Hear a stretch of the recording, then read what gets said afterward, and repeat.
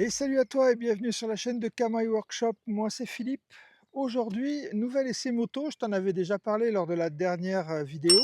On va faire l'essai de la Suzuki DRZ4 SM, moto qui m'a été prêtée par la concession Patrick Salle. Je t'en ai déjà parlé.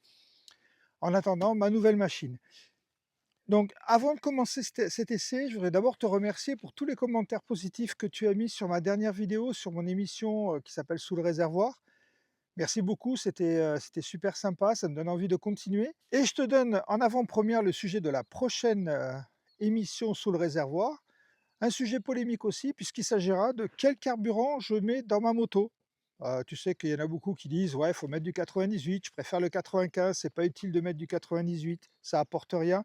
Donc on parlera du 98 sans plomb, du 95 sans plomb, du 95 E10 et de l'E85 puisque comme tu le sais certainement, depuis peu, on va pouvoir mettre un boîtier éthanol sur nos motos de façon à utiliser du carburant E85 qui est beaucoup moins cher. Donc je te parlerai de tout ça, les qualités de chacun des carburants, dans quel cas c'est plus intéressant de mettre l'un ou l'autre et on parlera donc de l'éthanol. Autre sujet qui m'a été soumis par l'un d'entre vous, je suis désolé, j'ai perdu ton pseudo, mais c'est le financement de nos motos. Comment on finance nos motos? Donc crédit ballon, crédit bail, LOA, LDD, cash ou crédit classique. On regardera tout ça, les avantages et inconvénients de chacun et puis on essaiera de voir, un peu les différences entre tous ces modes de fonctionnement. Voilà, c'est terminé, donc ça, ce sera à l'émission de juillet et entre-temps, on va essayer cette moto et puis il y a d'autres motos qui vont essayer. J'ai accès maintenant à QJ Motor, Zontes, ce qui seront les nouvelles motos que je vais pouvoir essayer et puis j'espère bien te présenter ma nouvelle moto. Mais honnêtement, c'est très compliqué, en ce moment, il y a des problèmes de transport. C'est très compliqué pour que j'ai ma nouvelle moto, je t'en parlerai, un peu plus tard. Pour l'instant, on parle de celle-là. Donc celle-là, bah, je vais résumer vite fait la moto. Cette moto fait 38 chevaux et vaut 9 000 €. Voilà, fin de la vidéo, à bientôt sur la chaîne. Non, bah non, non, je peux pas m'arrêter comme ça. Oui, il faut commencer par parler de ça. Cette moto, elle vaut 9 000 €, donc tu vas me dire peut-être: «Beh, j'arrête de regarder la vidéo, je passe à autre chose». Reste quand même. Reste quand même parce que je vais te parler de cette moto. J'ai plus de 560 kilomètres avec cette moto. Je l'ai eue, elle avait 7 kilomètres, je l'ai rodée. J'ai pu l'utiliser partout. Je te montrerai ce que ça donne sur les petites routes, mais cette moto, elle a quand même un intérêt et moi, je peux pas croire que Suzuki la laisse à 9 000 € alors qu'ils vont sortir la future, GX7, enfin GSX-7 GX si je me trompe pas, avec le moteur de la SV650 qui sera à moins de 8 000 €. Donc c'est pas possible de laisser cette moto à ce tarif-là. Sa principale concurrente qui est la KTM 390 SMCR est à 6 500 € avec un moteur plus puissant. Donc tu as compris, le prix de cette machine, ça devrait être 6 000 €. Suzuki, si tu m'entends, fais quelque chose si tu veux pas tuer cette moto. On va parler vite fait, tu m'excuses, il y a plein, je suis au bord d'un lac et il y a plein de grenouilles, j'espère que ça va pas perturber la vidéo, mais ça fait un peu champêtre, donc c'est pas mal non plus. On va commencer par la fiche technique très rapide de cette moto. Il y aura un tour avec le drone, je vais te faire écouter le son de la moto et on ira rouler. C'est parti. Donc on va commencer par le moteur. Tu sais que cette moto en fait, elle existait bien sûr sur une autre forme avant, c'était la 400 DRZ et elle a été arrêtée avec, l'Euro 3. Elle n'a pas réussi à passer les normes Euro 3, au-delà des normes Euro 3 en France, je crois que c'était dans les années 2000 et donc elle a quitté le catalogue. Alors elle n'a pas quitté partout puisqu'elle était toujours présente aux États-Unis. Pour la rendre compatible Euro 5+, Suzuki a changé le moteur. On a un moteur refroidissement liquide double Arbacam en tête Euro 5+, donc catalysé. On voit ici le catalyseur. Ce moteur refroidissement par eau, donc, il fait 398 cm3, 38 chevaux à 8000 tours et 37 Nm de couple à 6500 tours. Il a une lubrification carter sec. Petite particularité, tu vas trouver ton niveau d'huile que tu pourras vérifier ici avec ce bouchon. Donc l'huile est contenue dans le cadre en partie. D'ailleurs, si tu veux faire le niveau d'huile, il faut faire tourner la moto 6 minutes, dévisser ça, le remettre sans le visser et regarder le niveau d'huile. Donc un carter sec, il a un embrayage multidisque à bain d'huile, il a une boîte 5 vitesses. Donc on a un sélecteur ici qui est repliable. Alors il faut savoir que ce moteur il est partagé avec la version Enduro qui différera par ses suspensions et son freinage. Je t'en parlerai un peu plus loin. On a un réservoir de 8,7 litres. J'ai fait une consommation de 3,2 litres. Si tu roules doucement, c'est même 2 litres. J'ai fait 2,8 litres. Sinon, c'est 3 litres de la conso moyenne. Ça te fait en gros 180 km avant d'arriver sur la réserve, ce qui reste quand même très correct en termes d'autonomie. Sachant que 180 km avec cette selle monocore qui est assez dure, c'est largement suffisant. Ensuite, tu vas trouver des suspensions Kayaba avant-arrière, débattement 260 mm à l'avant, 277 à l'arrière, avec un disque de frein simple disque 310 mm et un étrier qui est ici un étrier Nissin.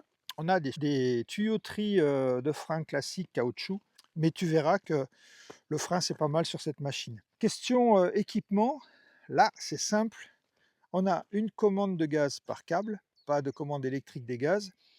On a une poignée de frein non réglable en écartement et une poignée d'embrayage par câble non réglable en écartement non plus. Tu as des clignotants LED avec la particularité ici, c'est que en version diurne, il s'allume. Bon, il ne clignote pas, c'est juste l'effet avec ma caméra, mais il ne clignote pas.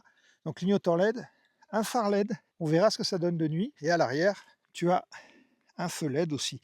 Les clignotants arrière ne s'allument pas en position diurne. On a des roues de 17 pouces, c'est la grosse différence par rapport à la version Enduro, avec des pneus Dunlop Q5A Sport Max. Je ne connais pas ces pneus. Pour l'instant, ce que j'ai fait, j'ai roulé avec sur le mouillé, j'ai pas eu de problème. Sur le sec, ils sont parfaits aussi, donc pas de problème. Je t'ai parlé de l'amortisseur arrière. Alors, ça fait partie des particularités un peu de Suzuki. Euh, Amortisseur Kayaba à bonbonne, réglage ici, et tu t'aperçois qu'ici, pour passer le tournevis, ça passe pas. Il faut enlever ce panneau, tu tires, tu l'enlèves pour pouvoir accéder ici, pour pouvoir régler l'amortisseur arrière. Donc ça, c'est pas terrible. On a malgré tout des repose-pieds passagers, si ta passagère est super amoureuse et qu'elle veut bien accepter d'aller là-dessus, d'accord? Mais c'est pas fait pour ça, c'est du dépannage. La selle ne se démonte pas. Elle ne se démonte pas, mais tu vois qu'ici, on a un petit cache. Alors ça, c'est soigné par contre. Et tu te dis, bah, c'est chouette, je vais avoir, si j'arrive à l'ouvrir, tu vois, un compartiment. Je mets la clé dedans, je vais avoir un compartiment, j'enlève ça. Et non, en fait, non. T'as pas de compartiment. Tu as un tournevis et puis ça qui te permet, alors par contre, de démonter quasiment tous les boulons de la moto. Si tu veux enlever ta selle, si tu veux accéder à tous les plastiques, parce que le filtre à air est ici. Et donc, il va falloir que tu démontes ce cache pour accéder au filtre à air. Mais tu peux faire tous les démontages manifestement uniquement avec cette clé. Ça, c'est pas si mal que ça au final. Donc, tu le remets comme ça et tu le verrouilles. Voilà, c'est tout ce que tu as en accès. Donc, pas possibilité de mettre, une caisse à outils ou quoi que ce soit. Ici, tu as un petit boîtier qui sert de... C'est un canister, ça c'est Euro 5. On va passer maintenant au tableau de bord. Alors là, tu as un tableau de bord super simple. Je vais m'écarter, non? Ça va être bon là, ouais. Voilà. Ici, c'est un LCD, c'est pas un TFT. Alors tu as des modes moteurs que tu viens sélectionner ici. Voilà, tu as un mode A, tu as un mode B, tu as un mode C. C pour la pluie, A puissance maximum et B réduit. Autant te dire, je te le dis de suite, ça sert à rien. Ensuite, tu as un traction control. Voilà, il est sur 2. Tu peux le mettre sur 1 ou tu peux le mettre sur off. Et c'est à peu près tout. Tu vas trouver après ici ton trip, ta consommation de carburant. Tu vois ce que je te disais, 3,2 litres pour moi. Le trip B avec sa consommation, ta batterie, l'odomètre. Et ça, c'est ta consommation instantanée. Ensuite, ici, tu vas trouver ta jauge à essence qui a 5 graphes quand le réservoir est plein. Et puis, c'est tout. Donc, tu vois, c'est assez simple. Alors, il est équipé d'un traction control sur un moteur de 38 chevaux. Là aussi, tu peux te poser des questions. Est-ce que c'est vraiment utile? On verra ça sur la route. Donc, je t'ai parlé du plein. Le plein, quand tu es sur la réserve, de nos jours, c'est une info que je vais peut-être donner sur toutes les vidéos. Le plein de 95 E10, puisqu'elle est E5 E10, 95 E10, c'est 12 € quand tu es en réserve. Voilà, maintenant je vais essayer de te donner ces informations parce que quand on connaît le prix de l'essence, j'ai fait le plein avec un carburant à 2,03 €. Il nous reste à parler de deux choses. La hauteur de la selle, là on est à 890 sur celle-là, sur l'Enduro on est à 920.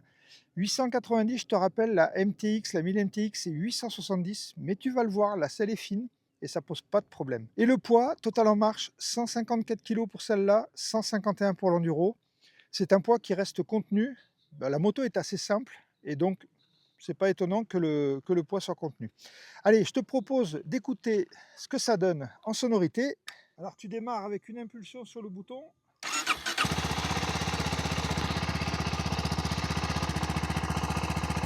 Un échappement d'origine, donc c'est discret.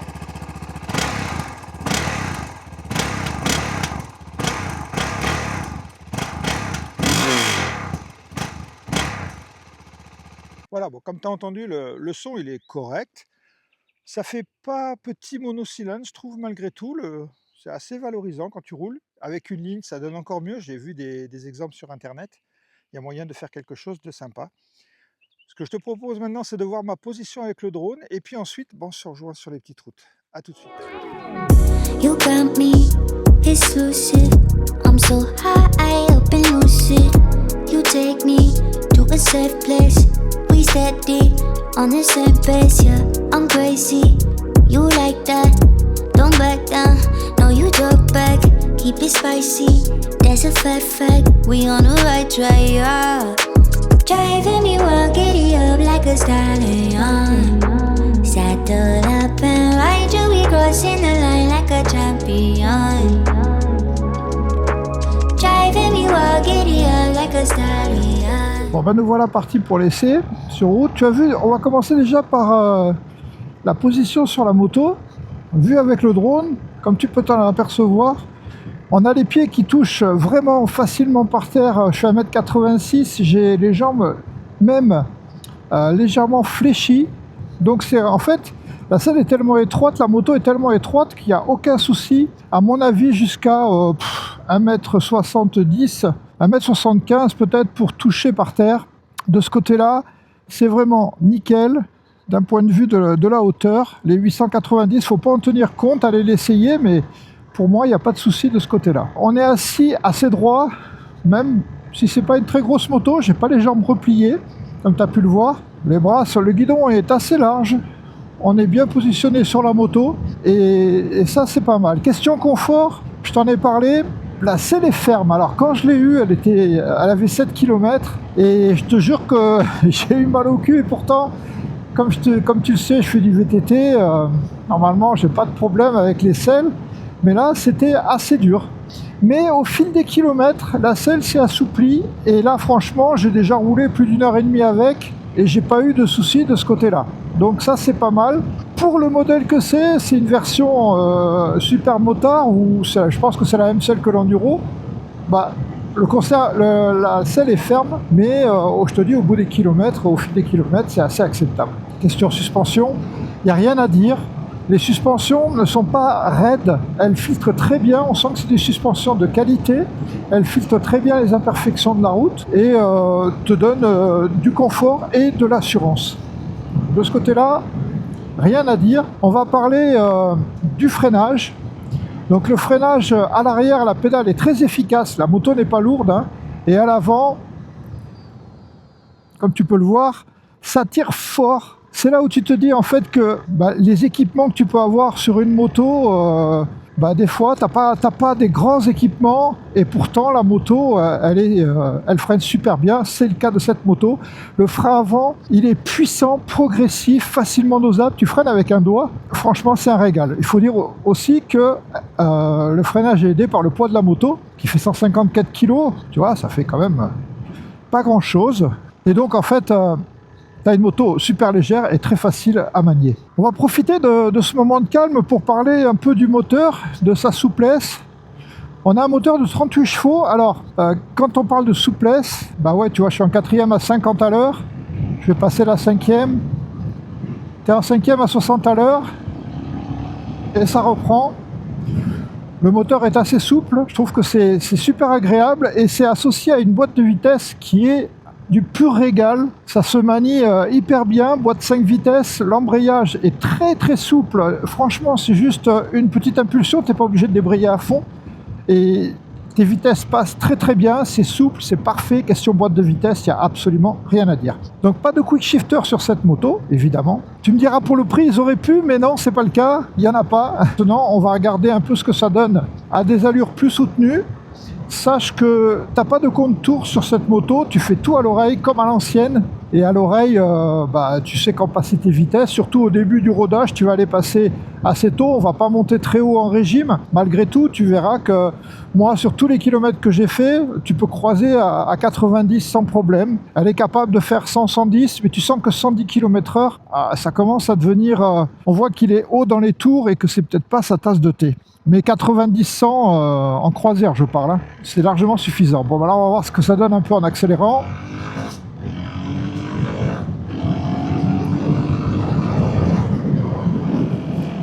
Bon, il a la santé quand même. Alors ça, c'est une des caractéristiques des moteurs Suzuki. J'ai souvent remarqué ça. 38 chevaux, mais en fait, tu as l'impression d'avoir beaucoup plus. Ça, c'est super agréable dans ces enchaînements. Le moteur, c'est ton allié. Et le frein, tu vois, tu peux arriver vite dans le virage. Tu as un très bon frein, c'est mode super mode. Et ça marche pas mal. C'est très agréable sur ce style de route d'avoir ces relances. Tu n'es pas obligé de trop jongler avec la boîte de vitesse. Et puis la tenue, elle est parfaite. Tu vois, les suspensions te guident bien. On pourrait presque, tu vois, comme là, sortir le pied en avant en mode super motard. On va pas assez vite. Ne vous foutez pas de moi. Mais voilà, ça te donne ça. Ça te donne beaucoup de fun sur ces routes-là. Tu prends du plaisir sans rouler vite. Ça, c'est une des caractéristiques, moi, qui me plaît sur les 400 cm3. J'ai pas besoin de Waze. La différence fondamentale avec ma Multistrada, si je regarde pas le compteur, si je suis à 100, je suis vite à 120. Avec celle-là, si je regarde pas le compteur, je suis à 90, je suis vite à 80. Si jamais je suis pas vigilant, la vitesse chute. C'est pas une moto de ce point de vue-là qui est pousse au crime, mais c'est super agréable de pouvoir rouler sans regarder ton compteur parce que tu sais que tu vas être dedans et qu'il n'y aura pas de problème. Donc le moteur, je te le montre encore ici, là on a des enchaînements. Le moteur, il est vraiment bien pour ces petites routes. Voilà, si tu habites comme moi à la campagne, tu te dis un 400, ça suffit largement. Tu peux t'amuser suffisamment, tu as la vitesse, tu as tout ce qu'il faut. Les freins sont vraiment top, le frein arrière. Et à la relance, ça suffit pour t'amuser tout en restant dans des allures légales. Voilà, donc le moteur de ce point de vue-là, je trouve qu'il fait plus que sa puissance. Tu as l'impression plutôt d'avoir un moteur de 45 chevaux, je le comparerais en puissance, franchement, le KTM qui fait 45 chevaux, si tu veux, est plus puissant, mais il n'y a pas un gouffre non plus.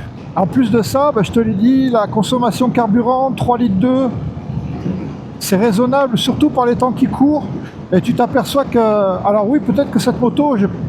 Sur la vidéo, peut-être que tu as l'impression que je fais crapaud sur boîte d'allumettes, mais quand j'y suis dessus, j'ai pas du tout cette impression. Et puis voilà, tu peux relancer en 5e, même si tu veux pas jouer de la boîte. Le couple est présent à 6500 tours, donc tu en as un peu en bas, tu as de la souplesse. Qu'est-ce que tu veux demander de plus? Donc oui, cette moto est fun. Il y aurait moyen quand même de bien s'amuser avec. Alors maintenant, le prix tue la moto, mais ça on va en parler après. C'est une moto qui peut t'apporter du fun tous les jours, qui peut t'amener au travail sans que ça soit triste, parce que tu vas t'amuser quand même dès que tu as des petites routes. Par contre, je l'ai essayé sur la 4 voies. Sur la 4 voies, non, ça c'est trop petit, on va dire. Je me sens moins à l'aise dans la circulation, mais ça c'est peut-être parce que j'avais l'habitude de rouler avec une grosse moto, mais je me sens pas tellement à l'aise dans la circulation avec, c'est pas tellement fait pour ça. Pour les remontées de fil, aucun problème, la moto est étroite, donc oui, tu passes tranquille, donc pour les remontées de fil c'est bon, mais son terrain c'est vraiment ici, donc tu vas au taf et le week-end, tu viens t'amuser sur les petites routes. Relance en 4. Voilà, donc c'est le terrain de jeu de ce genre de machine. C'est pareil pour la 390 SM que j'espère peut-être essayer bientôt. Je pense que maintenant on a fait à peu près le tour. Il est temps de s'arrêter et puis on va parler des plus, des moins. Donc nous voilà arrêtés. Tu as vu la superbe halle qui est derrière moi, c'est magnifique. Encore un truc du Gers. On va parler de la moto, donc la conclusion. Bon, tu l'as compris, si on enlève le prix, c'est une moto qui est super sympa à piloter. Moi j'adore, elle est simple, elle est légère, elle est facile, elle consomme pas. Très bonne suspension, très bon frein, un moteur qui est suffisant pour s'amuser sur les petites routes, que je t'ai montrées. En ville, sur les départementales, c'est génial. Après, sur les grandes routes, évidemment, c'est pas fait pour ça et c'est peut-être sa limite, pas de protection et surtout un moteur qui va être un peu plus, si tu veux croiser à 110, on sent que quand même bien sûr qu'il y va, hein, il peut aller largement au-delà, mais à 110 en croisière, tu sens que c'est vraiment pas, terrible, 100 c'est bien en croisière. Donc sur certaines 4 voies, tu peux être un peu gêné. Mais sinon à part ça, aucun souci. Les plus, les moins, bon, ben tu as compris, les plus, je vais pas répéter, c'est tout ce qui est moteur parti-cycle et freinage, aucun problème là-dessus. Heu, Qu'est-ce que je peux te dire d'autre dans les plus? Oui, sa consommation qui est très faible et en ce moment, bah, tu le sais comme moi, c'est quelque chose qu'on peut regarder quand même. Avant, moi, je ne le regardais pas, mais j'avoue que maintenant, bah, comme tout le monde, tu regardes un peu la consommation. Dans les moins, ce que je vais regretter, c'est certaines choses, un levier de frein pas réglable, un tableau de bord, LCD, les modes moteurs qui servent à rien. Franchement, tu as 38 chevaux, qu'est-ce que tu en as à faire des modes moteurs? Ça sert strictement à rien. Le traction control ne sert à rien sur cette moto parce que toujours pareil, 38 chevaux, enfin bon, je vois pas l'intérêt. Peut-être sur la version, enduro, oui, mais sur celle-là, il y a aucun intérêt à mettre ça. Tu as un bouchon de réservoir, qui n'est pas sur charnière. Tu vois, c'est des petits détails, mais quand tu payes 9 000 balles, c'est inacceptable. Tu devrais avoir un bouchon à charnière, tu devrais avoir un tableau de bord TFT. Ça, à mon avis, c'est le minimum quand tu payes ce prix-là. Donc dans les moins, il y a ça et puis le moins principal, c'est son prix. Il faut savoir que quand cette moto est sortie, elle était à plus de 9 600 €. Ils ont baissé le prix à 9 000 €, mais c'est toujours pas ça. C'est toujours pas ça. Une KTM 390 SMC, c'est 6 500 €, 45 chevaux, des suspensions d'aussi bonne qualité. Tu peux pas accepter de payer 9 000 balles pour cette moto, alors que pour 9 000 balles, tu vas te trouver, des motos beaucoup plus puissantes. Tu vas trouver une 800 MTX, tu vas trouver toutes les motos chinoises 800 cm3 sur 9 000 balles, une KOF 800. Heu, tu peux pas l'expliquer, même s'ils ont fait des efforts sur le moteur parce qu'il a fallu travailler. Je comprends qu'il y a eu des études sur ce moteur, mais faut arrêter le délire. C'est quasiment aussi cher une 8T. C'est même, ouais, c'est le prix de la 8T quasiment. Donc ils peuvent pas continuer comme ça. Cette moto pour moi, le vrai prix de cette moto, c'est entre 6 000 et 6 500 et c'est pas au-delà. À ce prix-là, oui, ça peut être sympa parce que tu as un moteur Suzuki qui est increvable, c'est du béton ce moteur, il est quand même issu de la DRZ et même s'il a été modifié. Donc tu te dis, à ce prix-là, c'est intéressant. C'est une moto qui va s'adresser à un public jeune, mais un public jeune qui a 9 000 balles à mettre là-dedans. Pour 9 000 balles d'occasion, tu as une 690 SMCR qui est quasiment neuve. Donc non, c'est pas acceptable et Suzuki doit absolument réagir sur le prix ou alors la supprimer du catalogue. Mais ça serait dommage d'avoir sorti ça et puis de pas la valoriser. Personne n'essaye cette moto, personne ne veut la voir parce qu'elle est trop chère. Mais allez quand même l'essayer en croisant les doigts pour que Suzuki réagisse. Et bon, je sais qu'ils ne regarderont pas cette vidéo, ils ne regardent pas les petits youtubeurs comme moi. Mais au cas où, si vous m'entendez, faites quelque chose sur le prix parce que sinon vous allez tuer la moto et déjà qu'elle ne se vend pas. Ça serait quand même dommage parce que cette moto a des qualités. Voilà tout ce que je pouvais te dire sur cette machine. J'espère que la vidéo t'a plu. Je te dis à bientôt. Je ne sais pas encore ce que je vais essayer comme moto, mais la semaine prochaine, bien sûr, comme tous les dimanches 18 h, il y aura des essais. À bientôt sur la chaîne. Tchuss. I see hate through the pain, I see light in the rain. Dreams of brighter days, tell me what you're thinking. I have hope in my spirit, flames of love in my heart. Baby, let me tell you something I'm about to do.